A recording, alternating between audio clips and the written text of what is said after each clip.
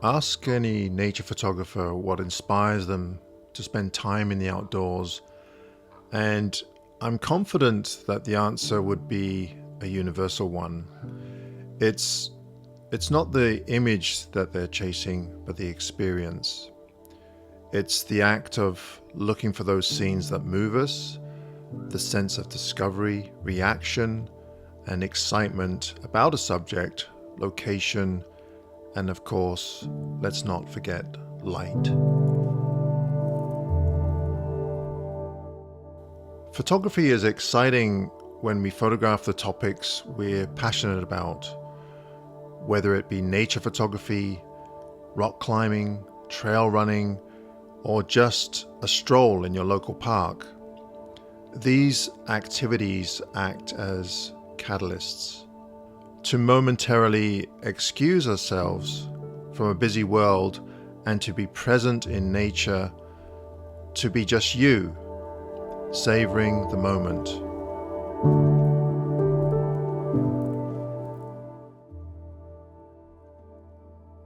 My name is Adam Gibbs, and I've lived in the province of British Columbia for as long as I've been making photographs.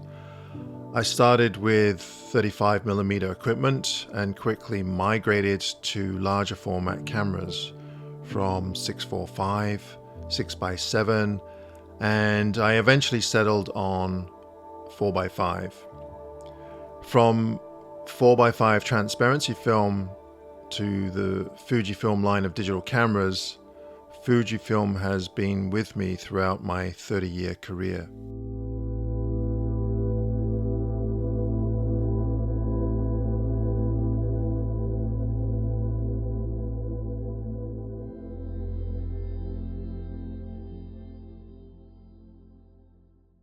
Good evening, guys. Welcome to another Landscape Lenscast podcast with myself, the host Paul Cunningham, and the usual suspects, Steve Stain and Alistair MacDonald, Douglas Millen, Louise Welcome, and Ginger Captures, of course. That will be Darren Murals. So, guys, we've got a big guest on tonight. So tonight we have an exceptional man and photographer on the show, Adam Gibbs. No, Adam Gibbs was born in there. Thanks for coming on, Adam. Thanks, I really appreciate you coming on as well. No problem. Adam was born in Watford in England in 1964. And of course, he developed a keen interest in outdoors and through scouting and rock climbing. In 1979, Adam's family immigrated to Canada, where he continued climbing and later discovered a passion in paragliding. Eventually, Adam transited to photography and worked, of course, for Cornwall Publishing. Now, capturing images with them, of course, Cornwall Publishing, for their gardening magazines. Adam finds joy in hiking into scenic spots and capturing the beauty of nature through the lens. Now, one of the biggest names, of course, you all find on YouTube is Adam Gibbs, as well as other names, household names, as we call it in our bubble of photography YouTube. You know, Thomas Heaton, But Adam's Gavin Hardcastle, and so on. So, Adam, thank you. I don't want any questions about Mr. Hardcastle. No worries. Has it left his appropriate footwear in your van? So the first question Adam was going to ask you, and of course this is just mainly we asked everyone, is where it started, where did it kindle from the passion for photography. Now I do know that of course you kind of transited, as you mentioned in your website, that you moved from doing hiking and other types of aspects of keeping fit, etc. But where did the photography passion come from? What came first? Was it landscapes? Was it more about taking pictures of people? What was the thing that came first? How long have we got? As long as we're going to go on for about 2 hours if you ask Paul Thompson. Okay. Paul Thompson's going here for 2 hours. Couldn't get him to show up. Well, the strange thing is that I always, like when I was rock climbing, I always quite enjoyed photography, as most people do, you know. And I guess when I was, I kind of got out of rock climbing, and I was in a bit of a slump of what to do next. I didn't really have any education. I dropped out of high school, so I didn't have any skills, job skills. And my girlfriend at the time, who I eventually married, she happened to have taken a workshop, a photography workshop with a photographer named John Shaw, who I don't know if you guys know who he is, an American photographer back in the 80s. He was really popular, just general nature photography. So I just happened to be perusing her bookshelf and I came across this book by John, and I just fell in love with it. I was just looking, I couldn't believe how sharp his images were and how well composed. So of course I wanted to kind of emulate that, and I got really into it. So then I decided to go back to school. So I finished high school and then I went to college and took a 2-year photography program in Vancouver, and with the intention actually of working in a studio. And during the school, I ended up working in a studio with a couple of guys just to try it out, and I absolutely hated it. All they did was just complain about how much money they weren't making and the business in itself. So that's when I kind of decided to get into the editorial side of things. The gardening, I just kind of fell into it. It was the closest thing that I could get to where I could actually make a living taking photographs of not nature, but it's still in that realm. So the nature photography was more of a hobby, and then the editorial photography was how I made my living. So I kind of tried to separate the two, because the problem was that with rock climbing, it got to the point where I was just teaching rock climbing all the time, and it was mostly beginners, and you just get tired of doing the same old all the time, and I didn't want that to happen with the photography, so I tried to separate the two. And so I did that for over 20 years. I worked in the editorial markets while still photographing just general nature. I mean, I love all types of nature, wildlife, close-ups, landscapes. I mean, it's all nature. It's funny how over the years we've kind of separated those things. We've got now astro and landscape photography and macro, but it's all, I mean, it's all the same to me. Is there one particular genre that gives you the buzz? I'm just thinking, when you're looking at your background, your passions that you've had, flinging yourself out of the paragliding, etc., and that there's got to be the buzz there. What is it that gives you the buzz now? Well, living on the island, obviously we have if you watch my YouTube channel, I photograph a lot of trees and waterfalls, and people often ask me, well, why do you photograph just trees and waterfalls? Well, because that's what we have on Vancouver Island, is trees and waterfalls. So I don't really have much of a choice, So I've become quite passionate about photographing woodlands. Not to the extent that Simon Baxter is. I mean, Simon, that's all he photographs, is just woodlands. But I do spend a lot of time photographing the woodlands here, specifically the old growth forests. I'm really into the old growth forests here because there isn't that much left, which has kind of drawn me into another realm of photography where, now I'm not really an environmentalist, but I can see the huge impacts that we're having on cutting down all our forests, and especially old growth forests on the island here. What surprises me watching your videos on the forest is the actual size of the old growth trees. They are absolutely huge to what we have in the UK. Yeah, a lot of people don't realize that Canada has some of the largest trees in the world. Now, if you compare them to, say, the redwoods in California or the sequoias, they're not as big, but they're a different species of tree. So we have Douglas fir, which grow massive, very, very a tall tree, not so big on the base of them, but they grow very tall. I mean, where Vancouver sits now, the city of Vancouver, supposedly at one time there used to be trees there that were over 300 feet tall, which is absolutely massive. But of course, they're all gone now, right? So now we're living with trees that are still large, but there aren't that many left. I don't know if you guys saw the latest issue of, I had a copy here. Outdoor photography. Yeah. They contacted me yeah. and they put on a picture of Lonely Doug, which is Canada's second tallest tree, but they've just clear cut all around it. It's just this tree. I mean, it's just crazy. You know? Oh, no. Yeah, it's just leave things in the natural habitat. Make them look more natural. Do they have any rules over there, Adam, about, over here, if someone cuts down a tree, they're supposed to plant more? I think it's for every one they cut down, it's 2 that they put up. Have they got any rules like that over there?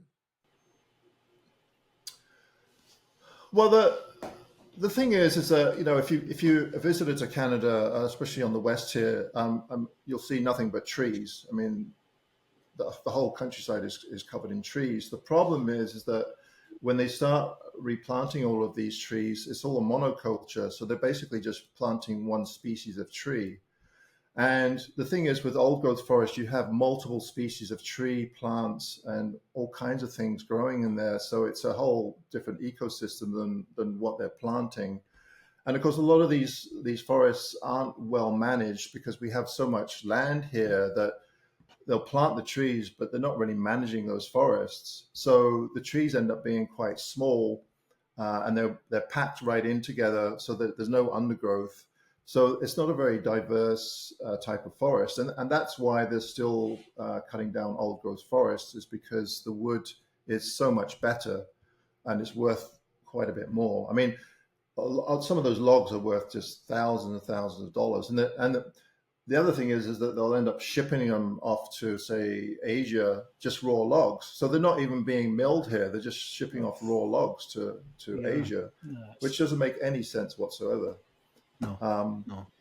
So that's the beef everybody has here. It's not logging; it's logging old growth forests. And but I mean, to get back to my photography, that I haven't really pushed the environmental side of it, but I am trying to bring some kind of awareness to at least some of my viewers who might be interested, without overdoing it with the pushing the environmental side of it. Because at the end of the day, my channel and that is about photography. It's not about climate change or politics, because otherwise then you start getting into a whole quagmire of just that I don't want to get into. Yeah, there is that thing like Simon and Baxter and yourself. You come across the more purist regards to when it comes to woodland photography. You're a part of it, the scene. What you talk about it, and you become the scene. But at the same time, as well as you champion, global warming, etc., to combat global warming, etc., and obviously to keep more trees and plant more trees. You don't want to come across too political, and it's like there's a very fine line, because people do want to. We all go out, and I think it's been watching videos like yourself and Simon. When we go out and take pictures in forests, I think most photographers now, and I like to think most of us, we are very mindful. And I think maybe in the past there wasn't so much of that. And you've got to thank YouTube for that, to put that awareness out there. And I think you and Simon Baxter do that very well. And I think it's there's more. There seems to be a growing genre of woodland photography, I've noticed. And as you said, landscape nature comes in one category, but this kind of breaks away of a genre of woodland. There's macro, as you mentioned, and it seems that these separate genres are growing. And I think that's down to YouTube. Maybe. Do you feel that YouTube does benefit you? Does benefit you as a photographer, and can it benefit the person who's starting to be a photographer, want to be a photographer, or want to be a pro? I think some of it does, yeah. As long as you watch the videos with a grain of salt and don't take what everybody says too seriously. I mean, part of the problem that I have with some of the YouTube stuff is that people just take photography way too seriously. The information that's being garnered is just over the top. The 5 top tips. If you don't do this, then you're going to fail as a photographer. And I mean, it's just silly, because most people, it's a hobby, and hobbies should be fun. And so why not make it fun? And okay, so you can learn some skills. And if you take the hobby seriously, then yeah, for sure.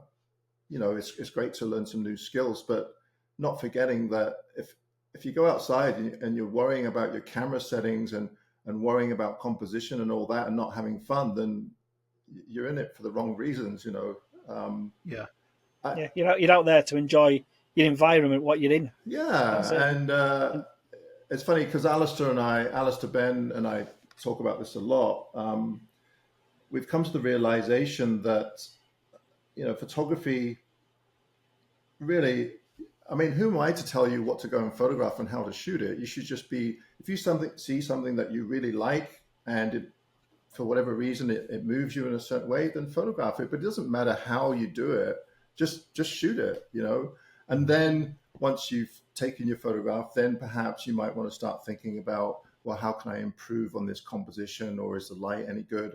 But other than that, I mean, I highly encourage people just to go out and just enjoy and photograph the things that they love. And I really do believe that, good photography or the photography that you find successful comes from photographing the things that you really enjoy photographing. And the more you know about that subject, the better your photographs are probably going to be in the end, I would think. So getting back to Louise's original question about, what kind of inspires you. I think it's, the things that I'm surrounded by, the reason why I got into woodland photography is because that's what we had here. So I just started to get more and more interested and try and find out about old growth forests and what grows there and the different plants and the different trees. And I think that all helps in coming up with photographs that you really resonate with you or really inspire you. Yeah, I think it puts depth to the videos as well when people are actually describing what type of species they're taking pictures of, as opposed to just point and shoot and say, look, F10 or whatever, and just set up your camera. Yeah, there's a nice thing where you can put a bit of information in there as well. To after all, it is a YouTube video. Yeah, I mean, because most of the videos you see on YouTube. I mean, including mine. After a while, you're repeating yourself. You're just spewing out the same old information. I mean, there's only so much you could say about photography, and the only way to get better at photography is just go out there and start shooting. Don't watch my videos. Well, yeah, watch my videos, but yeah, you know what I mean. Like, you're the inspiration. Yeah, I think we pretty much when we contacted you, I saw the guys and were like, "What?" Adam Gibbs went, "Nah, when you were gone, when you've gone." And we had Mads Peter Everson on as well, and it's like, when having people like to talk to you like yourselves, you learn so much. And I think the viewers watching this will learn so much as well, I hope. And it does inspire people to get out there. When you watch your videos on these weekdays and Sundays, or the Thursday nights, it's really inspiring. And I think we all there's that kind of generation in photography that has moved up to a certain level. You never had YouTube, of course, 20 years ago, of course. right. And it's interesting how the whole package of photography now is to be a successful photographer and to get yourself out there and put yourself out there. YouTube is starting to become like I wouldn't say a must-have, but it does help to get exposure. No pun intended, but it does help to get you out there. And I think we use guys like Paul Johnson back in the day when they first started, and Adam from First Photography when they first started, and yourself are pioneers of that. You guys started all that kind of thing. And now, if you look at YouTube now, the many people have started YouTube channels, including myself, has risen tenfold. Right. Before there was only a handful of people. And I think it does help to get people out there. It does help to give them exposure. But it's amazing what the appetite is still. There's still a massive appetite for YouTube. Do you feel that could change in the next 10 years in the whole photography layout? Do you think it's going to go anywhere? God, I don't know. I don't know if I'll be doing YouTube in 10 years. I'll be doddering around with my walker, I don't know. Yeah. I don't know. I mean, I'll be 60 this year, so 10 years I'll be 70. I don't know. I think it's great that there's more and more people doing YouTube. And if it gets you out there, then why not? I mean, I think for me, YouTube does, because I'm a bit lazy, so YouTube does force me to get out, because I think, oh God, I've got to put another video together. So you'll put yourself out there, but you have a good time when you get out there. Go, well, why wasn't I doing this before? I mean, it's kind of like me going for a run. I love running, but I hate getting up in the morning going, oh God, I've got to go for a run. But then as soon as you get back, you feel so great, right? and it's the same with photography. Sometimes it's you don't want to get up at 5:30 in the morning or whatever. What? It's like I think it was 3:15 this morning. Yeah. There's no way I'm getting up at 3:30. Forget that. That's why you hardly ever see images from me with glorious light, because I never get up early. I didn't get that either. Yeah, I'm like that too. It's like I'll plan everything to the smallest detail in the next day. I'm like, oh. It's just laziness for me as well. It's like, Well, I think it happens to everybody. But as soon as you're out there and that sun comes up, I mean, it's just amazing. You go, oh man, this is so nice, Yeah. And What helps at that time is having the van, like yourself, Adam. You've converted that Delica, and to be in yards length where you need to be. That does help. Yeah. It's a godsend. And I feel sorry for those of you that live in in the South, because there aren't many places where you could just kind of pull over and camp. Like, you just know where to go. Like, you can't without getting in trouble. At least in Scotland, you can still pull over pretty much anywhere you want, really, and just camp out. And they encourage it. I think it's great. And it's the same where I live in Canada. I mean, we have a campsite just down the road here that's very popular. But you don't have to stay in a campsite. You can, within reason, you can pretty much just go anywhere you want, which I really do enjoy. Because then at 3:30 in the morning, you could just open the door and there's the lake and there's the mist, and just take it from your van, and then go back to bed. Yeah. I usually sometimes go camping this time of year as well, and I've only got a little Corsair car. It's small. It's a 1 litre engine, and it just anyway. I get to the location I get to and then I just go camp. And as you say, you get up in the morning, you can shoot sunset when you get there, and sunrise when you get up. It does make a whole difference in it. It's camping out, and just everything. The early morning dew, everything. It's just amazing. Oh, I must admit, I do prefer early mornings than the evening light. But one of the things that I'm not. I mean, I don't know if you guys saw a video. I did a video a little while ago. I was in Patagonia with actually Maz and Nigel, and the light was absolutely fantastic. I mean, I couldn't believe the light we had. It was just absolutely amazing. The scenery was amazing. Everything was amazing, but the photographs didn't do a lot for me, because I'd seen so many variations of that same shot so many times before, and that's one of the reasons why I go and look for my own scenes in perhaps something a bit more intimate rather than the grand landscape. Because as a photographer, of course, I look at a lot of other people's work, and you see the same images come up over and over again. I just want to get something a bit different than what everybody else is producing, Yeah, because we had like Northern Lights in UK past week, and even in Worthing, that's amazing. we got the Northern. Yes. Oh, you live in Worthing? Oh, my uncle. I have an uncle that lives in Worthing. Let me know. I think I'm the youngest person that lives in Worthing. Oh, Well, it's funny because the average age in Parksville, which is where I live, is 65. So it's no different here. I mean, the whole town closes down at 7 o'clock at night. It's dead. Literally. At least you can get a sound sleep night at night time. No disturbance. I mean, my mum and dad, they live next door to me, and my dad's 87, so that's the average age at Parksville. Yeah.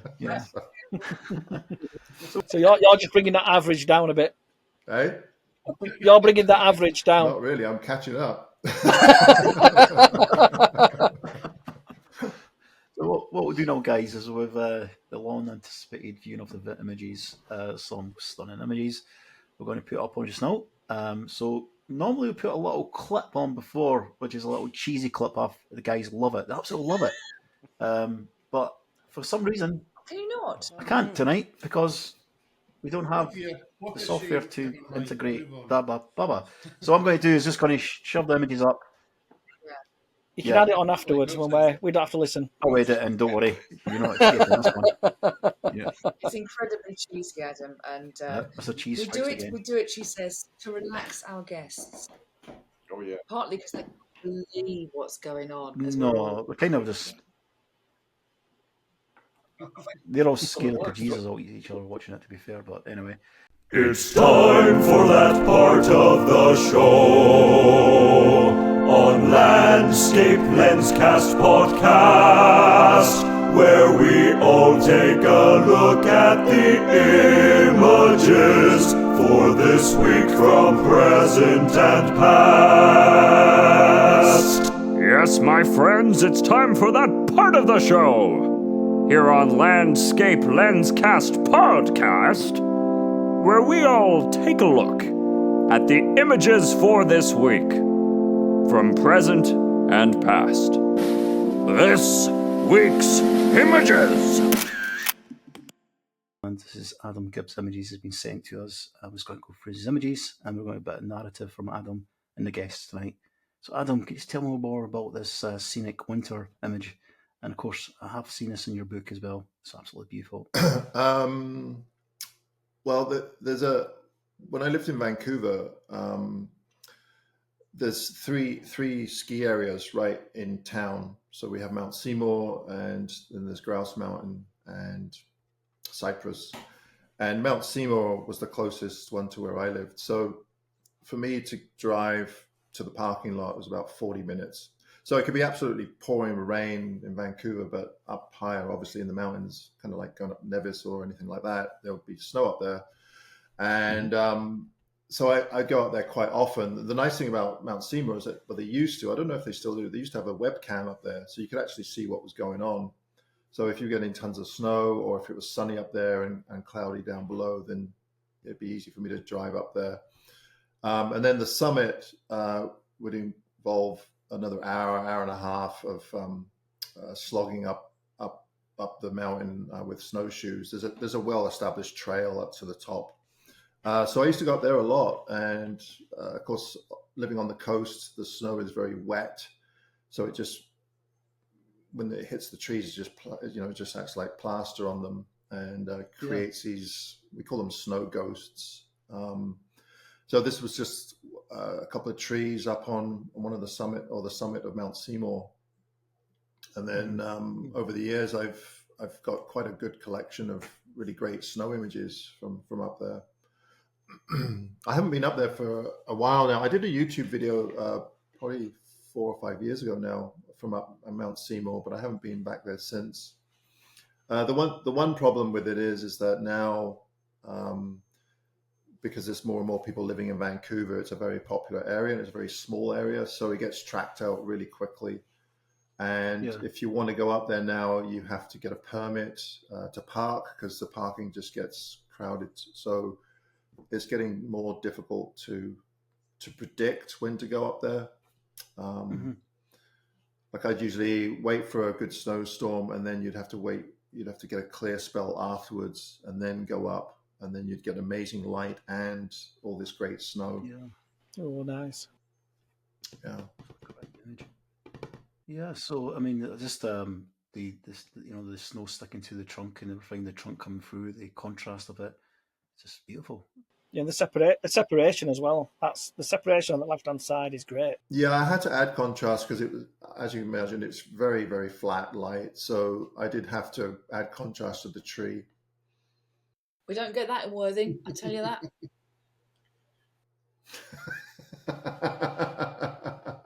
We're lucky to get that.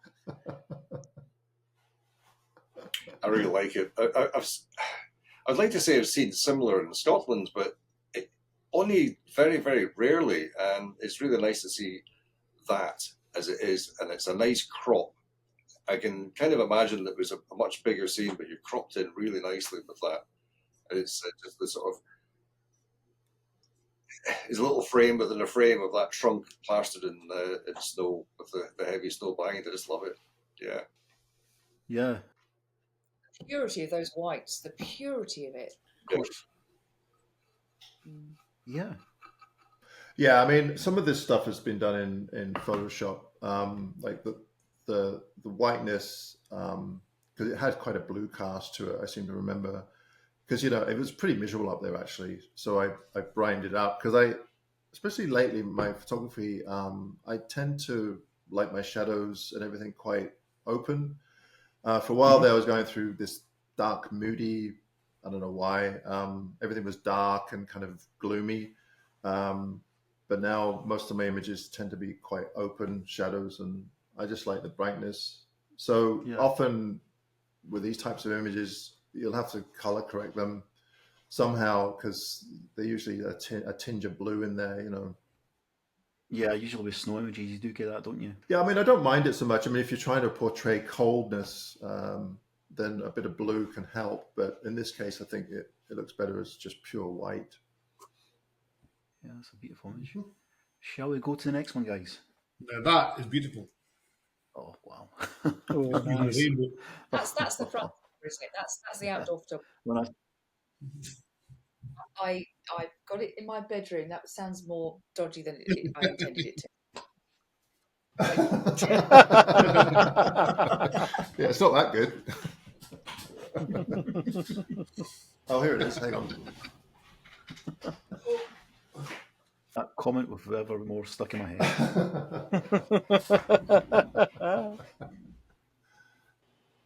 Yeah, Yeah, it's lovely. nice. Really. Yeah, I mean, it's I'm looking at the bark, the trunk of the tree, and it just looks so. I mean, the word I'm looking for is complete. The way that you're looking around at the light, the shadow, and the other side, and it looks you can actually go and touch it with regards to the detail in it. There's so much detail in that trunk, and obviously the leaves on the tree just coming from it, this fineness of the detail is beautiful. And of course, the crown and pleasure, of course, is the rainbow going across and just framing it, keeping it in its frame. It's just, Yeah, I lucked out there. I lucked out. Yeah. The lining on the trunk, though, is something that I do quite often in my images for. So I do. There is some dodging and burning there, and that is to really just try and bring out some dimension in the trunk. I guess that the hard part is trying to do it subtly enough that it doesn't look too obvious. I think sometimes we have good intentions with our processing, but really at the end of the day, you really don't have to do that much to just bring out certain details. Yeah. I mean, you're just recreating what you've seen as well, and it's just the details in a picture as a raw image, and you're just bringing that out as photographers. Yeah, like the top of the image, I've darkened ever so slightly to try and bring your eye down to the central portion, and then a bit of dodging and burning. But I always figure if you have good light and good composition, then you really shouldn't have to do much after the fact, And I'd rather try and get as much in camera as possible than trying to do it afterwards, because that sometimes just ends up being a pain because you're trying to, you're trying to make something half decent out of something that isn't really great after all. You should probably just delete it, Yeah. When I first started doing photography and started getting into Lightroom and Photoshop and what have you, there was that thing where we all probably done it at certain points of photography career where we just get a bit too confident with the global sliders, you're pushing the sliders up too bad. You just want to push them up to what works with what, and you're just interested in how it works. And then you start to do it less and less as you learn more in post processing, until a point where watching videos like from you guys, yourself and other guys, you start to appreciate less is more. And this certainly does give that, where you've described where you've actually edited this image, that you've just kind of just done just the obvious things, just to bring up the shadows in the left-hand side of the trunk, for example. It's a beautiful image. Much what I said earlier on, I do like the way the rainbow's framing it.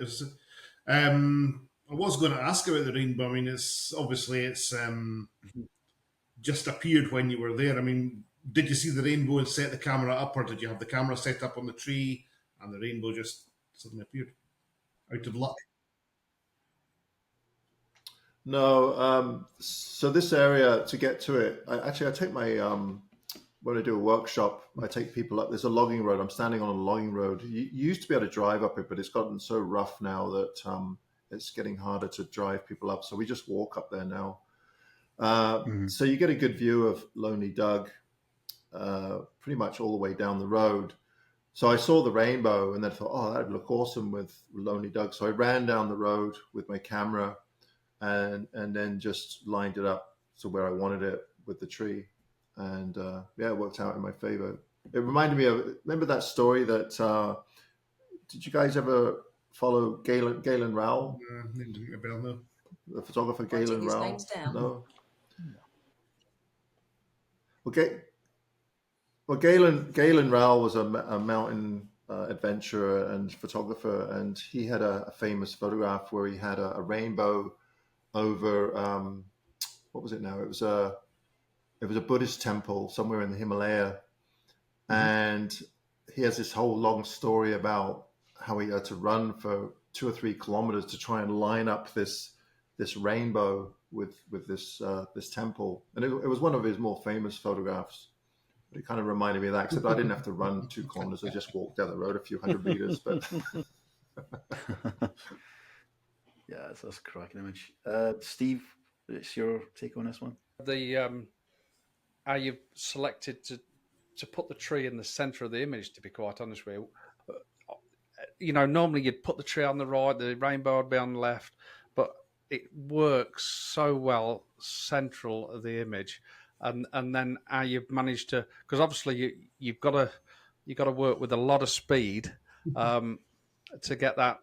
You've got the rainbow just above the tree, and then the tree line just below that main tree there as well. So you've really had to. You can see you've worked hard to get that composition perfect, brilliant. Yeah.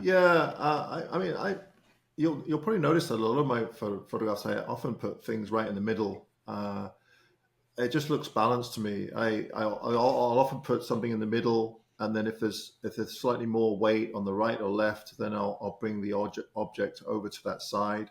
So for me, it's just trying to find a balance. I mean, obviously this tree is just one big tree in the middle of a clear cut, so it is really hard to photograph. I mean, how do you photograph a big tree? I mean, you can't really see the scale of it. I have a photograph on my hard drive where my partner Karen, she's standing at the bottom of it. Yeah. But that's the only way to get scale, So in this case, it was more about just the lighting conditions, and I just plonked it in the middle because I didn't really know what else to do with it, So, it does. Works so well. Yeah, it absolutely does. It absolutely does. Beautiful. What's your take, Adam, just on talking about the balance in the picture? I don't know if you saw Maz Peter Everson's recent video about imperfections in photography. Do you have any kind of take on that? It's funny you should mention that, because when Alistair and I were doing a critique session, and he was pinpointing some areas in some of our participants' images, especially on the edges where there might be things protruding or little things that are distracting. And it's funny because I used to take all of those things out, but now as time goes on, I leave some of them in, because it's kind of like the painter Bob Ross, those happy little mistakes. I think if we work an image too much, after a while, it just starts to become a bit kind of stagnant. It just, if everything's perfect all the time, then it kind of loses some of its what's the word? I don't know. For me, it just humanity. It just loses. Yeah. Often, sometimes I'll leave things in. Well, how come you didn't take that out? And I'll say, well, because I wanted to leave it in because I just wanted people to notice it. I don't know. It sounds silly, but I mean, some people might say, well, it's just a cop out. You just didn't notice it. But usually I do notice things. Anyway, it's a personal thing. I mean, I don't mind leaving little mistakes in there, Something that strikes me, forgive me, is if it wasn't an Adam Gibbs shot and known, you'd get people, if it was someone like me putting this up, people would go, AI, question mark. And because it's got so many elements there that are, that have just come together to make this particular shot, it's almost sort of like a dream shot. So with regards to kind of, I know that we all use a form of AI in our editing somewhere, whether it's you're dodging and you're burning, etc. Are you? Does the impending onslaught, very dramatically put there, of AI concern you hugely as a photographer, or just think, hey, we're just going to carry on doing our stuff anyway, and it will pass? It doesn't bother me at all, and I think the reason being is that as nature photographers, I mean, really, the photography is kind of it's just a good excuse to get out. I mean, for me, the most important thing about my photography isn't the photography itself; it's just being out there and enjoying nature, and AI can't replicate that.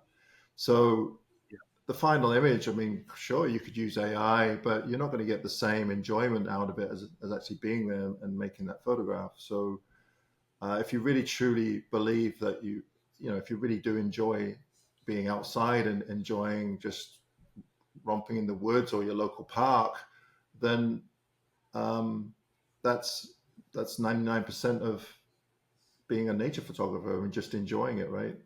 So it's the feeling you get as well when you've taken that image.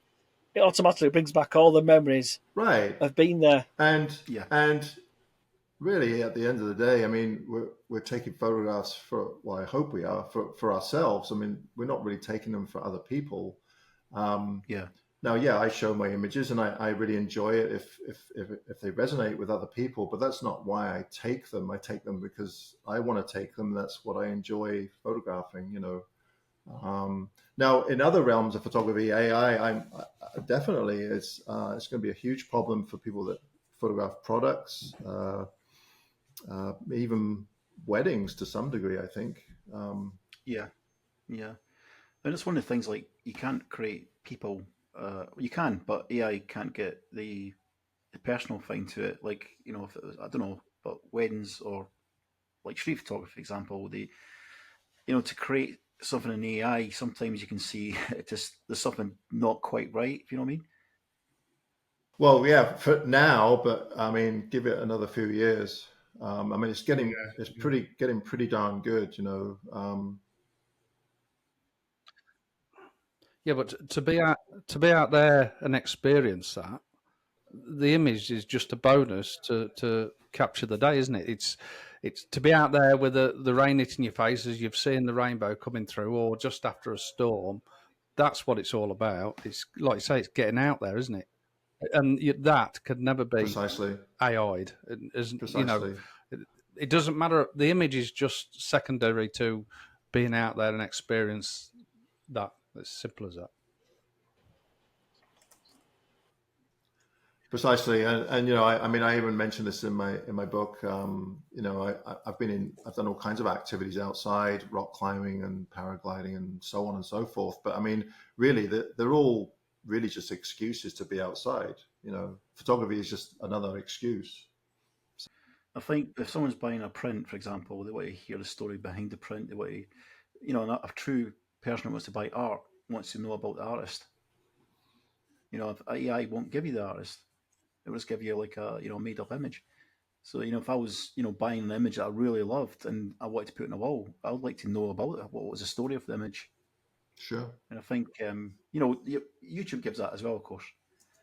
Oh yeah, this is beautiful. This is I love woodland photography, and it's my favorite genre of photography.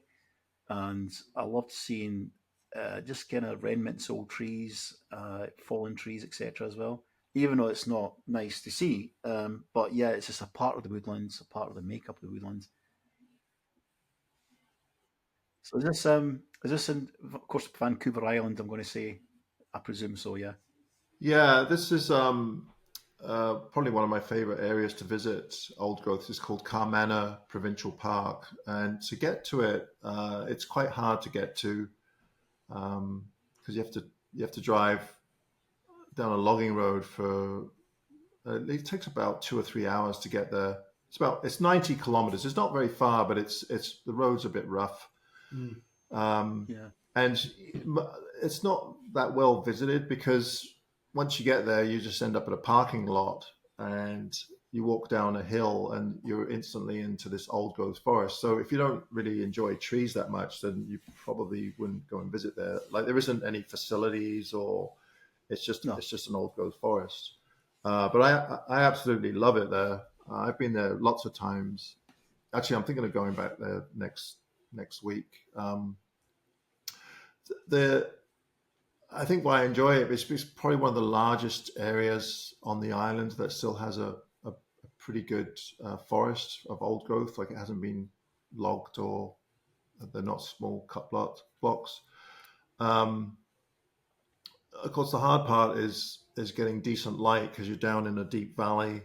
But what I found is that at the bottom of the valley, there's a river down there that's quite nice. And if you photograph on the fringe of the river, which is where this is, you still get some nice ambient light coming in.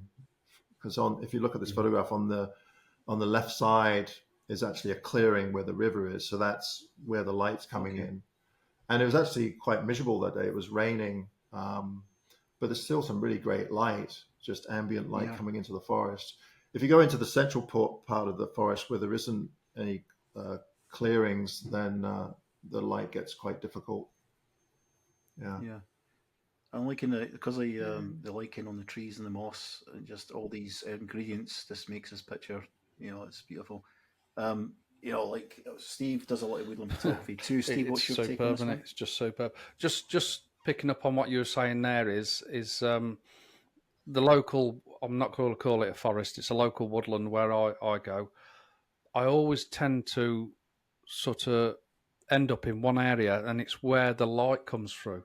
You always tend to go to. It's just right in the middle of the woodland. There's a little clearing, and it's where the light comes through, and it's where I end up every time I walk into that woods.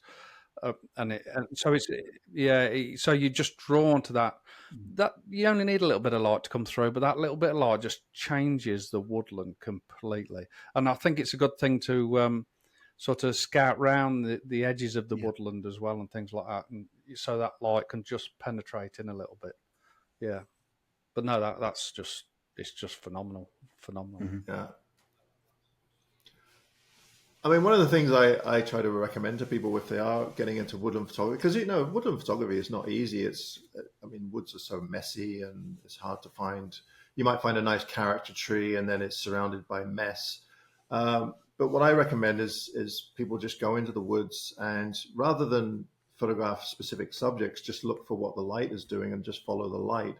So if you see some nice light, then just photograph the light and photograph the things that light is falling on. And that, for me, that really helps, The other thing that I try to do quite often, and I'm not the only person, is try and separate all my trees so they're not touching one another. So you'll notice that most of these trees I've separated so they stand individually, so they're not crossing over one another. The thing I was going to say about this is with the depth and the separation. Right. Because the depth and that big fallen chunk coming across, then you got the trees behind that chunk. It just leads you off and off and off. Yeah. It just makes you wonder how big that place is. It's really is a lovely image, is that? Oh, thanks. A challenging subject to shoot in it, as you mentioned, in regards to all the mess there as well.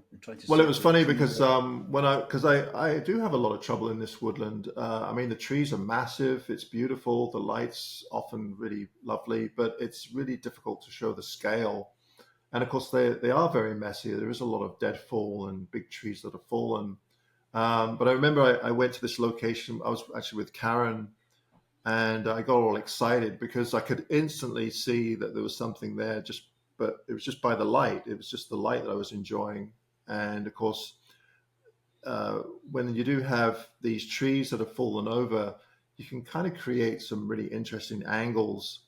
So I'll often try to look at angles and how they're being created in the frame rather than individual trees. Because if that tree hadn't fallen over in the middle of the frame, I don't think it would have worked as well, Yeah. Do you find that you tend to go to the same locations in a woodland or a forest because you know the light's good there? You just drawn to that location. Yeah, Yeah. all the time. And I have a lot of trouble with it too, because you've been there, and like this location, I'm really happy with this image. How can I improve on it? I don't know how I could. So I keep going back, and I show friends, and I took my friend Brian down here, and he got a similar shot. But I think, well, the only way that I could maybe improve on this is perhaps if we had some evening light coming through the back. I don't know. I don't know how I could improve it. Anyway, I keep going back to the same areas over and over again. Did you have a bit of mist there as well, Adam? I'm just looking at the background and it's quite faded. Is it hazy? We did, but often in my processing, I'll often use the dehaze slider quite a bit. So any type of background, I'll often mask it in a bit and then just haze it up a bit. Well, that's a nice so tip. it create just to try and create a bit more depth. I don't think I did very much in this one because there was some fog over the riverbed. But I will use dehaze quite often just to try and give a bit more separation and depth. Okay, that's really nice. We'll go to the next one, and this one is a light. Oh my God, the light coming from that wave there. It's just phenomenal, isn't it? Yeah, just tell us more about this, Adam. And what was the? I'm presuming that's light coming from the sun in the background there, or? Yeah, so this is a place called Cape Disappointment. This is it's right on the Washington-Oregon border on the Pacific side. And I was down there with Nick Page, and Thomas Heaton, and Gavin. We were doing we called it the F4 road trip. It was a series of videos that we did. And Nick had photographed in this location before, and we just happened to be there at the right time. There was a big windstorm coming in, plus the tides were really high. So we knew that the waves were going to be really good at this location. Except when we got there, we ended up spending the whole day with about 200 other photographers because there was just a huge line of us photographing these big waves up on the cliff there. But everybody behaved themselves, and I think this was probably my favorite image of that session, because the weather was just miserable, and then all of a sudden the sun broke through, and we got some amazing waves come through, and I think Gavin has one very similar to this actually. So we really lucked out, but yeah, it was an amazing day because I've never really photographed big waves before, but these were certainly well worth photographing. And it's the positioning of that bird there. It's just as well. It's just that the icing or the cherry on the cake there. It is, isn't it? I know Gavin. He put a few more birds in his photograph. He always wants to bug him about that.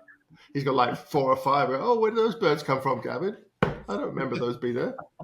Must have got swallowed up by the wave. Now, I still have that episode, and I've watched that so many times because I did Ireland when Storm Kathleen came through, and yeah, I'm trying to learn the wave technique.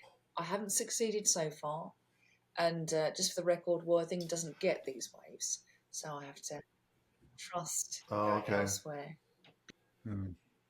I guess you guys follow Rachel Talabat. Yeah. I just purchased one of her books, and I mean the way, I mean the images are just phenomenal. The waves, and I'm not sure where they are. Somewhere on the coast of the UK somewhere. I think she's Sussex based as well. I think. Amazing. I've certainly seen that. Well, I know she has a place in Portugal as well. Her and her husband. Because there's an area there where they get these absolutely massive waves, like 100-foot waves. but yeah, she's got some great shots of waves. But this was my kind of first effort, and yeah, I was really happy with this one image for sure. Yeah, it's the first effort. That's it's impeccable. Yeah. Just going slightly off topic, you mentioned the F4. Obviously, you went in that trailer. How smelly was that trailer afterwards? What smelly? How smelly was it? It wasn't as bad as we were made out. It was quite funny because Gavin, he wouldn't sleep in it. So Tom and Nick, they slept in it, and I slept in it part time. It was actually clean. Nick had it all cleaned out. It was just old, and the The bathroom. only reason I ask, there's 7 of us going into a caravan later on this year. Oh, Oh, dear. that's a lot. Yeah, and I've seen the size of your caravans. They're not very big. Wow, 7. 7 of us. Yeah. I mean, Yeah, it's going to be. I don't know if you guys have been over to the States or Canada, but what people call camping here is not camping. I mean, some people have trailers here that are bigger than most people's apartments, and I mean, they're just massive. And you're looking at like a fifth wheel. You could be, with an RV 70 feet long. My God. I mean, they're just massive, and they'll have. Oh, they're just decked out. Some of them are worth, a couple of $1 million. I mean, they're just huge. My God. I mean, you imagine bringing one of those up to Scotland or the Lake District. Somebody did try and take a Winnebago down Applecross. What? Grinding and groaning all the way down, catching himself on the sides. It was horrendous. Then had the cheek to say at the bottom, God. I'll do it again next year. It's just ridiculous.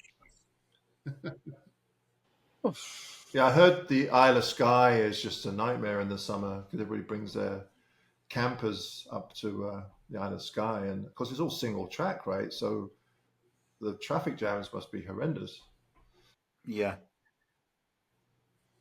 Yeah. A lot of locals in the Sky are absolutely fuming because there's, the Outlander, etc. People are parking their cars in, communal areas, and they can't pack the cars out. They can't get parked at night when they come back from work because of tourists. And then, of course, it's that kind of thing. It just grows when you've Instagram, etc. People taking pictures of the old man's store, and you get social media's a bit to blame for that as well. I think people will just gravitate to these locations. They see these images up and they go, "I want to go there." Yeah. No matter what. And I mean, you can't blame them either. No, of course not. I mean, it's beautiful locations and stunning. But there's the other side of it as well. Is like these local people are like fuming. Yeah. Well, I heard there was an accident. Wasn't there? There was a house fire, and the fire. Yeah. The fireman or the fire department couldn't get past, and someone died. That's right. Yeah, you couldn't get past it. That's kind of the danger, isn't it? It's I mean, I think it's not. I mean, things you can't regulate how people put things on social media, and you can't say you can't put don't put any high pot shots up because they don't want to disturb the locals. But I don't know. I mean, in the future, I think that there's got to be something done with that. Because it's like a story like that. It's crazy. Well, the funny thing is, you would think that people would get tired of seeing the same images over and over again. Yes, I certainly feel that as well. I don't know about you, Adam, or anybody else in this group, but when you scroll through your images, for example, we had the Northern Lights in UK last week. It was great, but after a while, the novelty of it when you're scrolling through the images kind of wear off. Everyone, even people with their phones, were just taking pictures, etc. Well, that's what we did. I just went out in the garden and took some shots with my cell phone. Yeah. But the colours, I mean, my cell phone, so I was looking up, I go, there's a little bit of red in there. And then I look at my image on my cell phone, it's just this garish red and green. I thought, that looks good. I'll post that. There's some great pictures. I've seen some great pictures of people just with the cell phone, the mobile phones, etc. It's just amazing. And it's just amazing how, technology has moved on so much when it comes to like the first mirror camera effectively out was a phone, really, a smartphone. We'll go to the next image, guys, but that's a stunning image. And as like Louise says, I love the bird's position there. Oh, right. That's from last weekend. Recent. Oh, yes. Yeah, video. like recent in your latest video. Yeah, good video that too, yeah. And of course, you're going through, you're talking about the species of the plants, etc. as well, weren't you? Yeah, well, this kind of like, of course, a nice shallow depth of field.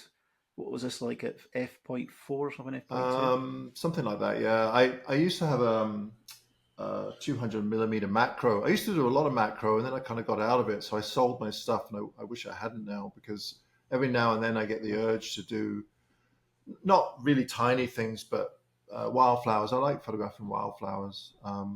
Yeah. At this particular area, we'd done a workshop a week before, and the wildflowers were really good. And I thought, oh damn it, I didn't bring the right equipment. So then when everybody left, I went back, and luckily the flowers were still out. So I just used my the 70 to 200 I have for the Nikon. I can still focus quite close with it, so I just use that. Mhm. But I know that like the Canon 1 to 400 Yeah. would be an amazing lens for stuff like this. Yeah. I don't know if I'm guessing the Nikon is similar. You can focus quite close with it. So anything where you can focus close with a long lens, you can get these great, shallow depth of field shots. Yeah, I mean, I've got a Nikon D850, sorry, and I still don't want to go to mirrorless just now. I still feel it's capable of 45 megapixels. Fine, I'm not really too bothered about the singing and dancing kind of tweaks and twerks it does it. The live viewfinder, etc. It's just the end product I'm interested in, and I do think yeah, I'm getting results from it. But yeah, I'm a Nikon user, of course, but I think Darren and other guys don't really like Nikon much. They're more Sony and yeah, it is that thing. You need with Sony cameras, you need like a degree to read the manual. I mean, not the manual, the menu. What manual's that? Nikon sensor is of course, the sensor of the Sony camera. The Nikon sensor now. Obviously, with Nikon instructions. I think they're all Sony sensors, aren't they? All cameras, pretty much. I think it's funny. Cameras are funny things, because people ask me, well, what kind of camera should I get? And I was like, well, just get the camera that you like using. If it inspires you to go out, then just buy that. Like Sony, I mean, they're awesome cameras, but I don't like them. But that doesn't mean to say they're not great cameras. I like using, I like the GFX. It inspires me, so that's what I use. The Nikon, I like Nikon. The Canon. You ever had a camera that you regret getting rid of? Yeah. Oh, rid of? No. I just sold my my 4x5. I had a 4x5. Yeah, I was going to ask you. You've shot a lot of different formats of cameras as well. Yeah, because I used to shoot film, so I went from 35, and then I shot 6x7, 4x5. I really wanted to try 8x10, but I never had the opportunity to use 8x10. 4x5, I loved shooting 4x5. And I shot 4x5 for quite a few years. And people say, well, why didn't you shoot film now? It's like, well, why bother? Like, I can't see the point. I can't. I mean, I don't get me wrong. I could see why people enjoy using film, but for me, it just doesn't make any sense. Because you're shooting film and then you're scanning it. So, like, there's still a digital file. But if if you were shooting, say, black and white, and you're processing it yourself and making black and white prints with a traditional darkroom, I mean, I get it. I can see why somebody might want to try that. Or And I think it's the whole process, isn't it? It's like that thing where we actually take pictures and we get our own print printed out, and we get the finished product. It's the same applies to film photographers, where they're actually doing everything from start to finish. Yeah, it's a whole art, Yeah, exactly. It's just the whole thing going through, and we get that kind of enjoyable experience. I guess film gives the people feeling that they're actually creating something, kind of like you would, if you were painting or drawing. It's a whole process, and I do get that part. But for me, it's just I couldn't be bothered with it anymore. I'm so happy I'm using digital cameras. So. The product is what you want, is what you get there faster. In the case, it depends what you're looking for, really. Yeah. Let's go for the next one, guys. That's a lovely image as well. And that was a great video. And guys, if you're watching this, of course you will be watching this. Well, you'll be really disappointed with the next one then. Okay. Nice. Yeah, well, it's just kind of, looking at this one, we've got like a tree on top of a fallen tree here. Am I right here? At the top, on the left hand? Yeah, so the tree in the foreground, the one that's fallen, is actually a nurse log. We call them a nurse log. So what will happen is they'll fall down, and then saplings will grow out of those big old trees, and eventually those trees will get big as well. And as that nurse log starts to rot, you get more exposed roots. It's quite interesting. Like you'll go in the forest and you'll see a whole line of big trees. They're all lined up perfectly, and that's because they've all grown on a big old tree. And then that tree's rotted away, and you'll just get this line of trees. And sometimes the roots will be quite exposed, like they'll be looking. They look like they're curved over something, but there's nothing there, and that's because the logs just rotted away. So the tree on the upper left there, that's a pretty big tree growing out of this nurse log, but you can see that the roots have started to go along the whole tree line there. I mean, it's the interest of the image, isn't it? It's like, in regards to the sort of the tree aspect of the image and how trees grow and things. It's amazing to see that image and like regards to the life, how it can actually grow from another tree. It's amazing. Yeah, I remember when I found it. I think I did a video on this when I found it. I was really happy when I found this scene, because this is another. There's an old growth forest called Avatar Grove, which they saved a few years ago, and there's a little stream in there. So the only way you can get this is when it actually pours with rain. It'll create this stream, so you have to go down there in the rain, and that's when you get the volume of water to be able to get the stream. But yeah, it was a nice find. Yeah, definitely. I like it. If you go like right to the back, you've got the sharp front to back almost. It's beautiful. It's really nice. And your eye just kind of carries right through there. Yeah. Dan, what's your take on this, Dan? I love this. This is right up my street, does this. Mixture of woodland and waterfalls. It's the ferns that get me as well. You got that one right at the bottom corner that just cuts in, and it just makes you look straight into that first fall and just follows it all the way through. Yeah. And then them ferns under that nurse log. Yeah, it is right up my street, as it really is. Epic. Absolutely. This is in the Canadian Rockies, so this is Tonquin Valley. Yeah. It's in Jasper National Park. And actually, this was on a workshop that I used to do in Tonquin. There used to be a lodge there. It's a bit rustic, but the food was really good. And you could either go in by horseback or you could walk in. I went in by horseback once, and I swore I'd never go in horse again. But it's an amazing. It's one of my favorite locations in the Rockies because you're kind of out there. It's about 27 kilometers into the lodge, and there's grizzly bears in there. There's woodland caribou. But unfortunately, the parks have closed down the lodge because the woodland caribou are endangered in there. There's not that many left, so they're trying to reduce the impact on the caribou. I don't think they're going to succeed because there's just not the numbers in there. So the lodge is now closed. So if you want to go in there, you have to camp, which is fine. I mean, it's a nice place to camp, but I wouldn't recommend going there in July because you will just get eaten alive by mosquitoes.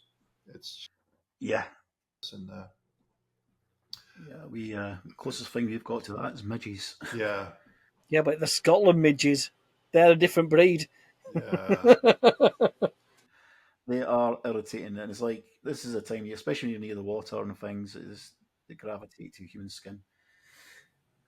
Well, you see, I'm in the background. I've got Adam's photos because I did the PowerPoint for this out in the background, and I keep going, "Oh, I love that one! Oh, I love that one!"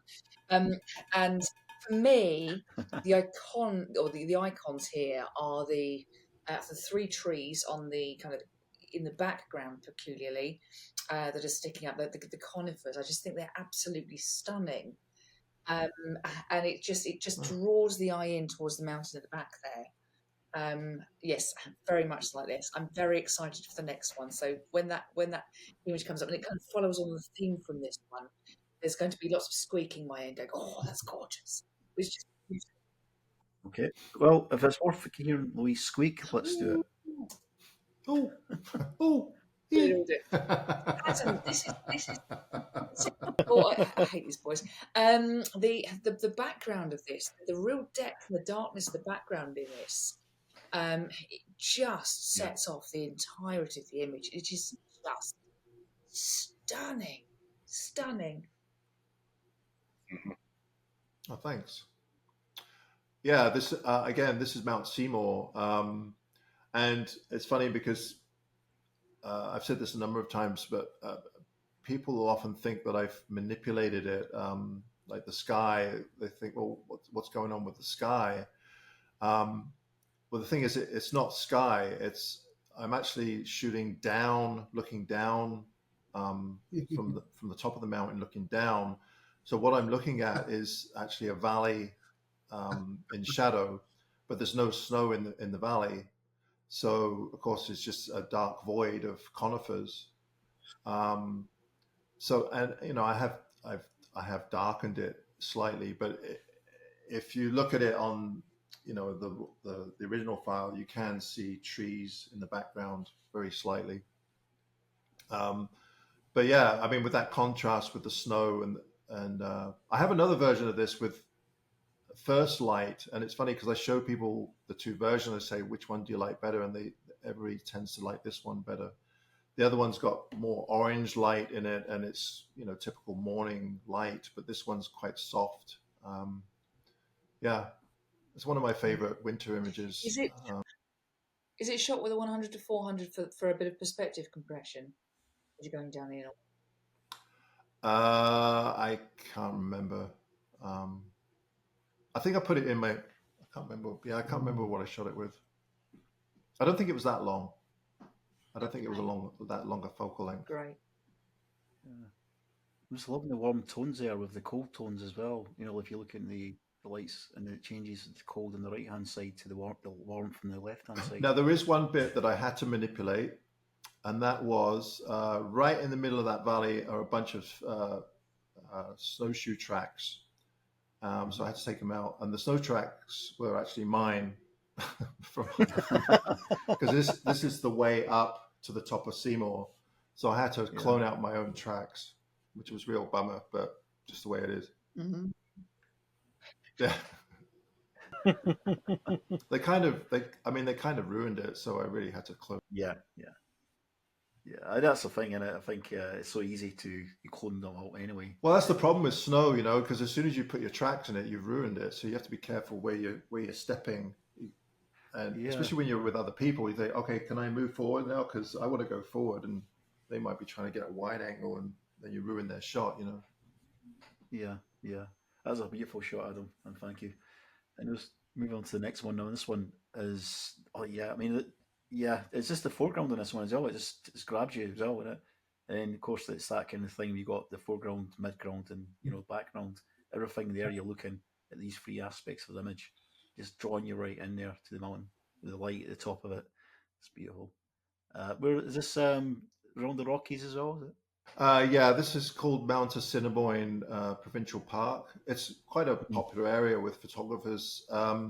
It's squeezed in between Kootenai National Park and Banff National Park. So if you go right to the very southern section of the Rockies there, or the Banff area, it's squeezed in there. So the only way in is either you can hike in, which isn't too bad, but it's a long hike. It's about 20 odd kilometers. Probably the more popular way with most photographers is to helicopter in. So you can take a helicopter in from Mount Shark or Canmore, and there's a nice lodge there. If you have the bucks, you can stay there. Or there's what are called the Nasit huts, which are run by the lodge, and they're really cheap. It's like $25 a night, but you're basically sharing a little cabin with 3 other people.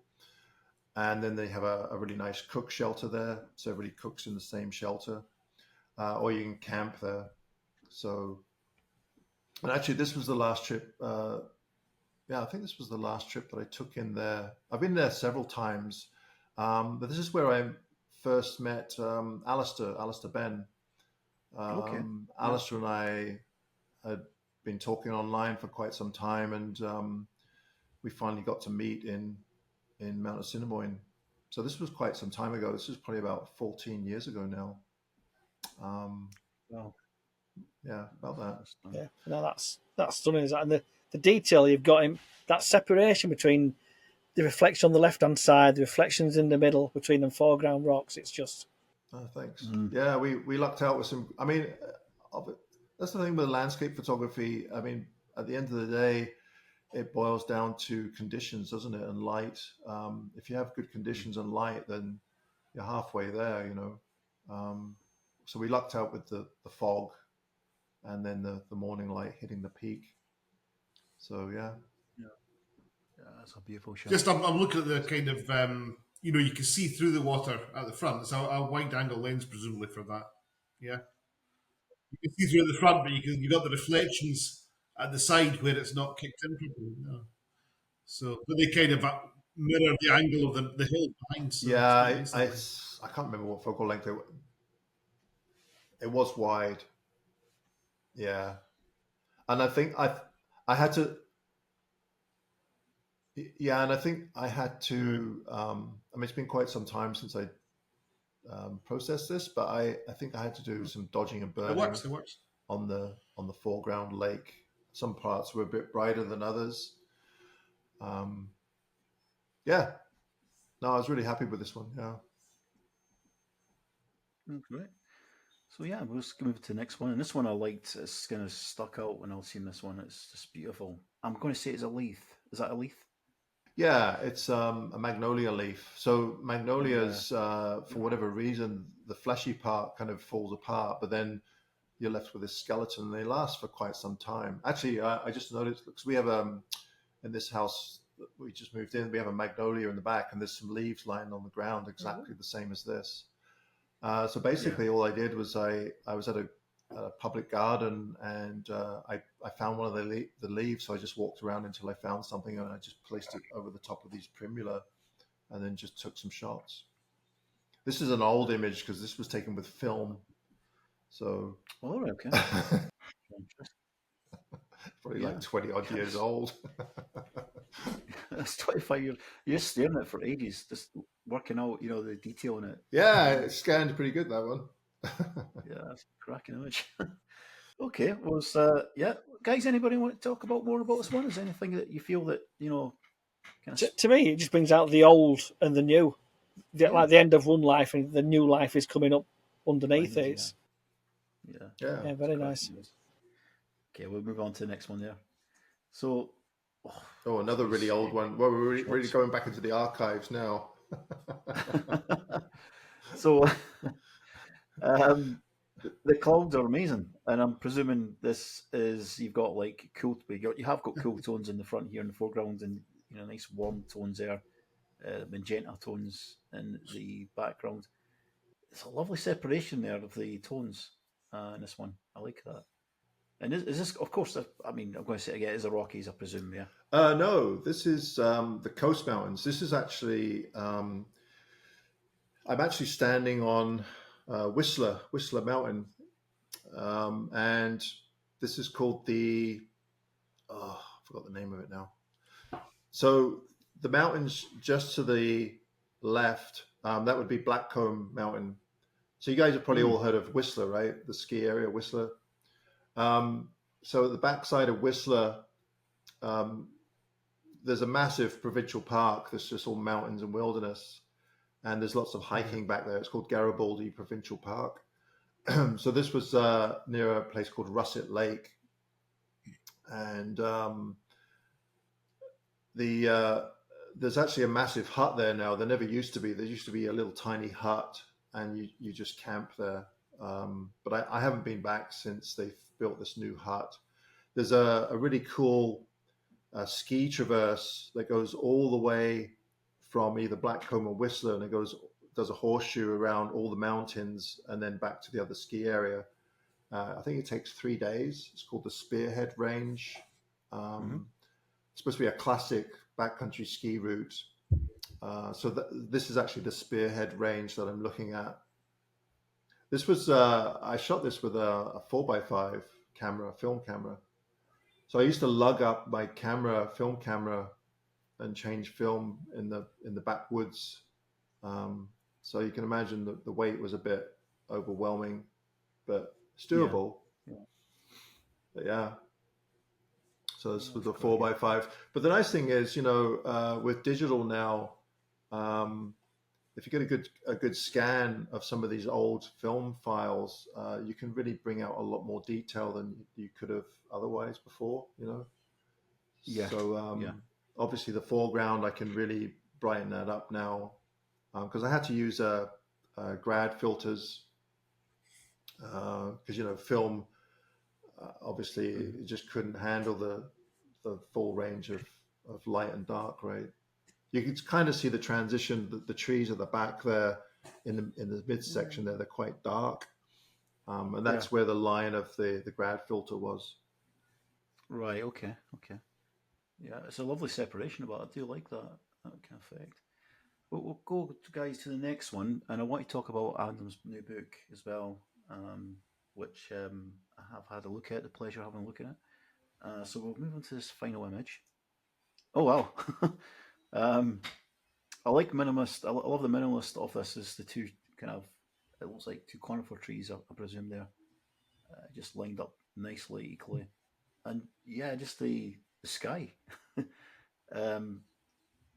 Yeah, I mean, is this kind of like the image was kind of a few images back we seen there? Is this the same place you were at with the image? No, this is a different area. This was on a ski trip. The same park as the last one, Garibaldi. There's another ski tour there that you can do. Takes 2 or 3 days. It's called the Garibaldi Neve, and you can pretty much go from. There's one big hut that you can stay at that's quite popular.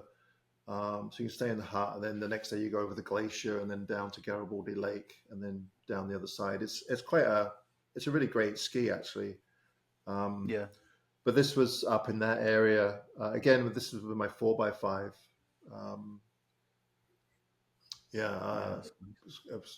We're looking at probably 20 years ago at least. Wow. It certainly stands the test of time, don't they? I guess so, yeah. You show an image and that's it. Actually, I was really happy with this image. I don't know if you guys remember the BBC came out with a book and a whole series called, it was about nature. What was it called now? Oh, God. My mind's getting terrible. It was narrated by David Attenborough. Oh, yeah. Okay. Yeah. Well, he came up with that. I don't know. Pardon? I remember something like that one with David Attenborough. Yeah, I know he's done a lot. It was one of the first ones that he did. Anyway, the BBC, they came out with this whole series of videos, and then they came out with a book. And this image was in the introduction with at the very start of the book. So they had this image, and then David Attenborough's introduction. So yeah, I was pretty happy about that. Yeah, but that was quite a while. That was a long time ago. Yeah, I think we've witnessed some cracking images tonight, guys. Does anybody? Sorry, I don't mean to be offensive here, Adam. Does anybody else see meerkats in that, or is it just me? That's the shape of them. Reminds me of meerkats. Meerkats. What are you drinking?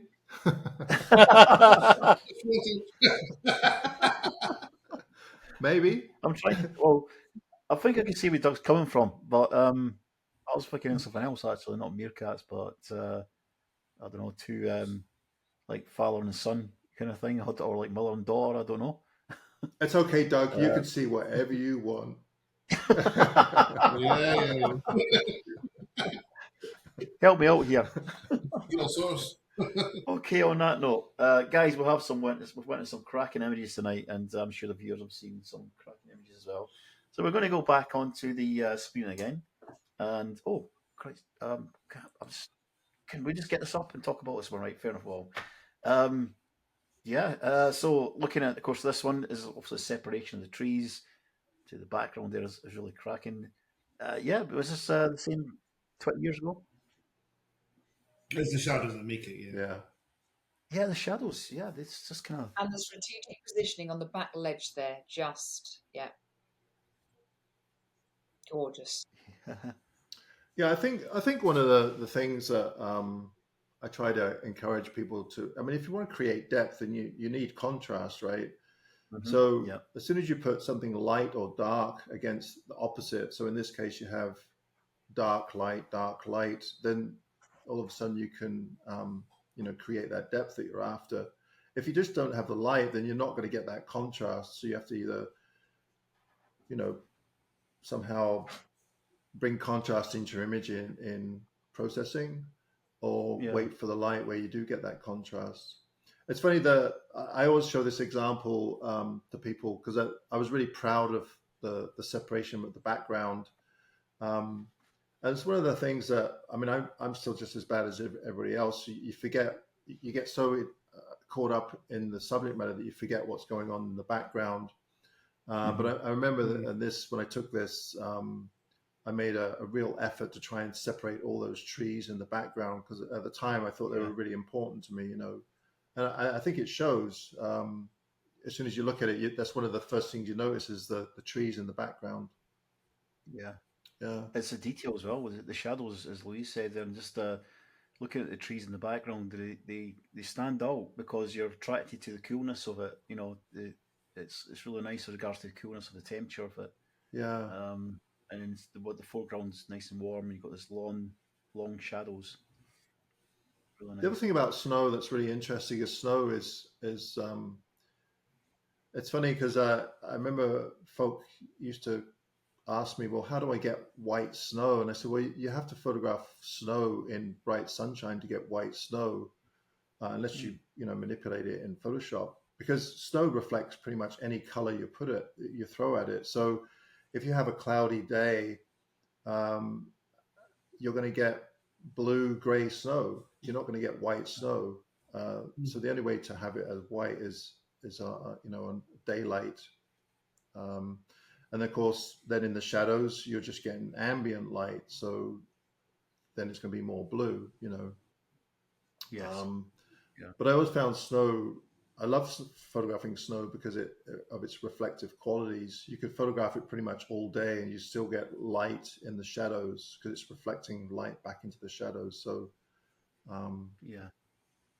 we can definitely all agree we've seen some real crackers tonight. Some really, really good shots. Thanks again to Adam Gibbs for showing these images. I'm going to get changed because she's 5 centimetres taller. Okay. Yeah, so I'm going to get changed. Right. Go, Steve. Catch it. Yeah. Go. It's getting close. Sorry about that. Close, there we go. My granddaughter was born on Thursday night. Congratulations. all right. £6.5. Steve, do you need to go? No, 5 I'm all centimetres right for a minute. sounds- All right. Yeah, if you just let us know. I think I can do.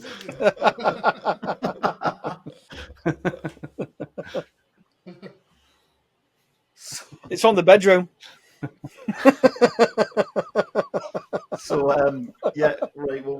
We'll move on to the next part now. So, guys, we're going to actually go into a bit of a discussion about Adam's new book. And if you've been buying Adam's books, I believe his last one was called Quiet Light. He's got a new one, and of course, which I am going to get a little image up in a minute.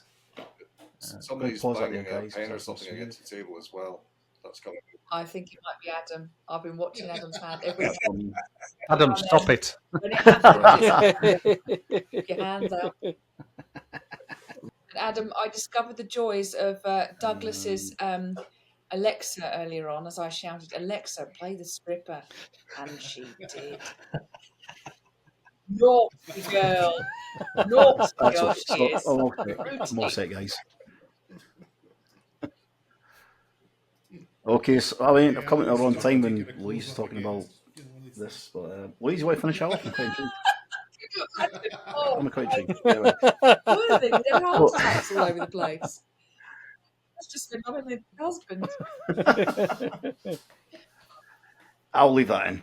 Right, so so we're going to introduce this part of the show, guys. We're going to talk about Adam's new book called Land and, of course, Light. Now, Adam's book, I have had the pleasure of looking at. He was kind enough to send me a PDF of it, and it is absolutely stunning photography, and as well as a narrative from Alistair Bain at the beginning as well. The book is one of a follow up to his Quiet Light. Now, the images you'll see, which you've probably seen some of the images tonight we've put on, is in the book as well, and I'm sure you'll be immersed into that kind of visual art that I say that Adam creates. Adam's work is absolutely amazing, and this book I couldn't really rate it any higher for that because of that. And I'm not just saying this because I do a lot of woodland photography. I'm not the kind of person who actually gravitates to the part of photography. When I've seen this book, and I was like, it's going to inspire me to do a bit more landscape, and it takes me a lot to do that. So Adam, just tell me more about the book itself in regards to the light, of course, Land and Light, and what was the thought process through it. I know Alistair, of course, Ben was done the forward to it, and I read about with that, and I'm just halfway through it just now, and I'm really enjoying it so far. Just tell us more about the thinking towards the book itself. Well, my first book, I didn't want to take any risks, so that's why I went to Kozu Books. Because I've been a photographer for a long time, so I do have quite a body of work, and of course, yeah. So that's the problem with photography. You take all these images, and then you want to show them to people, and there aren't that many avenues to show them. I mean, you can show them online and through videos, but you don't really get a great sense of images through those methods. Yeah. So Quiet Light, the first book, Quiet Light, was more of just a portfolio, and Greg at Kozu pretty much did everything. Like, he designed it, he picked the images. I didn't have to do anything. He just did everything. I just wrote a little introduction, and I was really happy with it. But for this book, I wanted to put more of myself into it. So I did everything myself. I designed it, I picked the images. The writing was really, really painful. I am not a writer. I had a lot of trouble with the writing, probably because I don't do enough of it. I'm not really a reader, so I think my writing's okay. But I think the reason why I wanted to put the writing in, I just wanted to give it a bit more context to some of the photographs, and because it's one thing just to see a bunch of pretty pictures, but I think it's just a bit, I don't know, for me it just seemed a bit more to put some stories in about some of my adventures, or little anecdotes of, some of them are about the images and some of them are just unrelated totally. So that was the inspiration, and of course, what photographer doesn't want to see the images in print? I mean, I've always wanted to have books, but I never had an audience. So now that I have a pretty decent audience on YouTube to purchase a book, then I go for it. So that's pretty much it. I wanted to get it printed in Canada, but it's just turned out way too expensive, which is really unfortunate. And then I found out that the binding is done in the States anyway, so I thought, well, why bother? So I have a good friend of mine who's he's like a print broker. He lives in the States. He lives in Tennessee. He's done a bunch of books for different photographers. It's Mountain Trail Press. So Jerry, he's brokering it for me, and the book's actually being printed in South Korea, and they'll be delivering it to my door at some point. Who knows when? So I mean, it's really exciting. I mean, it's a bit worrying when you're handing out all that cash to get a book published, but it's pretty exciting. Yeah, definitely. And I think as one of the things is in the photography community, there's a lot of people publishing books now more and more. We are as a lover photographer, you are looking at YouTube videos, you're reading books as well for the photographers, and to see that final print, as you say, that makes it more complete. You enjoy it. You just and you get that story to it. As I explained about AI can never give you that. is one thing that a photographer can give is a story that like any artist, and that makes that image more valuable. And going through the book, what I've noticed is there's just a stunning kind of colours and the kind of things you just immerse yourself into, the different types of nature of plants, mountains, just general just woodlands, etc. It's beautiful, and I kind of I know tonight I will be looking at the rest of it because I've only got about halfway through, and I've tried to get as much squeezing as possible before we've done this interview. Sure. But really enjoying what I'm looking at so far, Oh, and the nice little bit of narrative, a nice little bit of Alistair Bain putting it at the beginning as well. There I liked as well. Yeah, And my friend Eric, he wrote a little piece in there as well. Eric Bennett. Yeah, I've seen that. Yeah, I don't know if you guys know Eric Bennett's work. Eric Bennett. Yeah, he's an amazing photographer. Yeah, and actually Eric, he's come out with a new book, and he's getting it printed through Jerry as well. Okay. And his first book, which I don't have here, was printed with Jerry, and he did an amazing job. The colors and everything were just spot on. So, I'm pretty excited to be working with Jerry. And it's funny because Jerry and I met. God, it was like a nature photography conference in Atlanta. I think it was like 25 years ago, and I stayed with him, and then I hadn't talked to him until this year. He's been doing publishing for a long time, so he knows what he's doing. And of course, the most important thing about a photography book is getting the colors right. And one of the things that a lot of people don't realize is that you're going from RGB to CMYK, which is a whole different beast. And some colors, printing press just cannot duplicate. So there's some compromises there.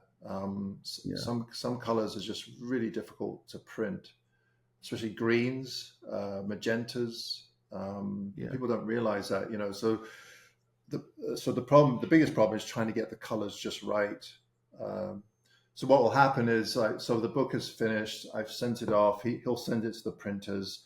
They'll send him back a PDF of how it will look. And then they'll send the PDF to me. I just have to go over it, make sure the colors are all right and the text and everything. And once I give it the okay, then they'll print it and it'll be sent back to me. So guys, sorry, go on. But that's the worrying part. There are some problems that happen in printing. So having it ship all the way from South Korea and then have a bunch of issues. It's it's a long way away, isn't it? And it's it just shows you how much is put into it as well. Well, I know Eric. He had a bunch of problems. There was nothing wrong with the printing, but the binding, for some reason, that one of the machines went wrong, and it damaged every single book. So he had 1,200 books delivered, and every one was damaged. So then he has to send them back, and they have to redo them all. Which is a huge expense. Now that's not on him. Now, if the colors, if I approve the colors and then they send it, and then I say, I don't like the colors, but they match the proof, then that's my problem. That's not theirs. So you just have to make sure that you get what you want. Exactly, of course. And just the guys are going to, Louise, etc., is going to ask you some questions as well. So, guys, any questions to Adam about the book? I know Alistair was going to ask a question. I was going to let Louise jump in. I was going to go off in a different direction. So, Louise, go ahead. Yeah. Well, it was kind of following up from what you said earlier, Alistair, and what Adam's referenced, kind of about the text and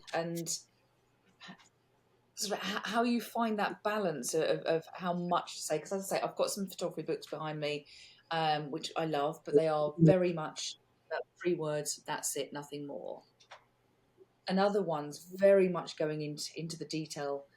What's the balance that you've struck with in this particular book? I think. Well, I've tried to cover all kinds of subjects. Some of it's, I guess, a bit personal. There's a little section in there of why I took up running. And then some of it's photography related, so they might be helpful to photographers, like little tips and stuff. Nothing too in depth, but just, I don't know, I just felt that just looking at a portfolio all the time, it's inspirational, but you always feel like you want a little bit more, Mm-hmm. But then if you go into great depths too much, then like you say, then you're just going to lose people, because you don't want to go into some big long novel about your life story, really. I mean, my life, as interesting as I think it has been, I don't know if it's that interesting that people want to hear all about everything I've done in my life. I mean, it's not that interesting. Well, it's, from paragliding, you've flying, of course, your love of nature and outdoors. Yeah. More in photography, Yeah. I hope I've struck a balance. I mean, they're just most of the stories are only 3 or 4 paragraphs, maybe short paragraphs. Yeah. Yeah. I mean, you could probably read it in a couple of hours. I think probably the whole book. Yeah, as I say, I'm enjoying it so far, and just gazing at the images, etc., and just looking at inspirations for myself. That's what we do, and I think that's what these books are good for. Yeah. Like Simon Baxter, for example. It's taken a limelight a little bit off you there, Adam, but Simon Baxter's books, I've got 2 of his books as well, and if I'm going out in the woodlands, I'll pick these books up for inspiration. Just like with your book, in regards to all the different aspects of landscape photography and nature, it's just sublime. It's beautiful. I mean, you're going to ask a question? Yeah, I was just going to say. I mean, the only problem with books is that they're very expensive to produce, and they're not really a great money maker. Yeah, that's interesting. Because you basically well, the other thing is storing them. 1,000 books, big books. It's going to take a lot of room in my house. And then you've got to sell them, and they typically. I mean, my last book, I think they're almost sold out, but it's taken 3 or 4 years to sell all those books. So I suspect that this one will take about the same amount of time. So it's not a quick money grab. It's definitely, you definitely do it for the passion, not for the money. But that's the thing with taking up nature photography as a profession. For anybody that thinks they're going to make a killing out of it, you should really just get into something else, like be a plumber or something. Because absolutely, yeah. I mean, that's. I mean, I think we asked this thing with Paul Thompson about what does it take to be a full-time landscape photographer, and he said the same similar kind of thing. That it's that kind of thing that if you think you're just going to go out and make money, you can't just you've got to really get things all work in different directions, workshops, and get money from different, like maybe for photographs or doing a bit of like promotional work or photography talks. Mm-hmm. There's so much into it, and I think that as much as we all sit here right now, we do it as a love and passion. Right. If someone said to me right now and says, "Look, here I'm going to give you money for doing this," yeah, of course I want to be full time. And I think no one will disagree with that. But it just shows you how much you guys have put into your work and how much you appreciate, how appreciative we are of watching your videos, etc. We learn so much from you. But we know we do appreciate who you are. It's not easy. Certainly making YouTube videos as well. That's something that it puts a lot of effort into. Yeah. In regards to doing your books, etc., you give so much out, and as you say, it's not if you earn a lot of money for it, but you're doing it for your passion, and that's what makes them sell. Yeah. In a way that people, I mean, I love books. I mean, I have a massive collection of photo books. I probably have about, I don't know, at least 200 books there, and all my friends, they come out with a book, so I'll end up buying one of their books. And of course, books are getting really expensive, especially shipping. So it is a tough sell, but if you can do it, there's no better way to show off your photography through either exactly. I mean, or prints, prints. But the problem that a lot of photographers I know have, though, is that they'll offer prints. But in my case, you're trying to sell prints to other photographers. I mean, that's a really tough market. I mean, it's something that it bamboozles me. I understand in regards to, when you're doing like YouTube videos as photographers, precisely. When back in the day, it was like you sell your prints to customers, and it's like photographers, giving photographers feedback. It's photographers want to do YouTube videos because they've seen other photographers. It's photographers who want to do workshops because they can see how much enjoyment other photographers get into it. There is that kind of, you can actually teach people to do YouTube videos now. It's probably as opposed to doing, teaching people to use a camera, because there is I would say that to Tom Peters. There is a market there. I don't think many people do it, but is to show people how to make a vlog and create pictures for the vlog, etc. Sure. Because I think the biggest market is within the niche of photography. It's not outside. Where before it was all about selling an image and presenting to galleries, etc. Yeah. There's so much in a way that's changed. So the landscape photography. Well, yeah, I mean, a good example. So the cover of Outdoor Photography. I mean, that's the first image I've sold in years, rights to. Yeah. And, I mean, what did they pay me for that? £150. Well, you can imagine how many images, how many rights to images you're going to have to sell to make a living. I mean, £150. I mean, I'll be lucky to buy a case of beer with that, So, so if you want to do it for money, I mean, selling the rights it's just not going to work for you anymore. So you have to find other ways to make a living, and the book is just one other small way to bring in a bit of cash, and also try and inspire people, and of course have your images in print, right? I mean, really, if I wanted to make money out of it, it's probably better just to make an ebook, because it doesn't cost me anything to make an ebook. But again, an ebook is just not the same as a book. It's not got the personal touch. Having something tangible in your hands, like a picture, pictures, images in a book, a hardcover book, is better than an ebook. Guys, we'll probably wrap up now. Guys, thanks for watching. We really enjoyed this evening, and I hope you enjoyed and witnessed the stunning images that we have witnessed tonight, and take something from it. And it's giving you motivation for the week ahead doing photography. Covered everything. Alistair? I've looked at his website on the background. Yep, you can do. Yes, good idea. I can do that too. Yeah, it is on my website, and actually, I do have. If you use the code, I think it's ship free. You get free shipping. Because people were complaining about the shipping, because the shipping to the UK is just astronomical from Canada. Yeah. But yeah, ship free. I think it's either free ship or ship free. I can't remember. Just email me. Email me if you have I think we've got a good chance. Or you can purchase the book also from, if you're in Europe, from Beyond Words Publishing. They're located in Scotland. And the book is a bit more expensive, but shipping is only £7, I believe. So, so you'll end up saving money that way. So either way. Okay.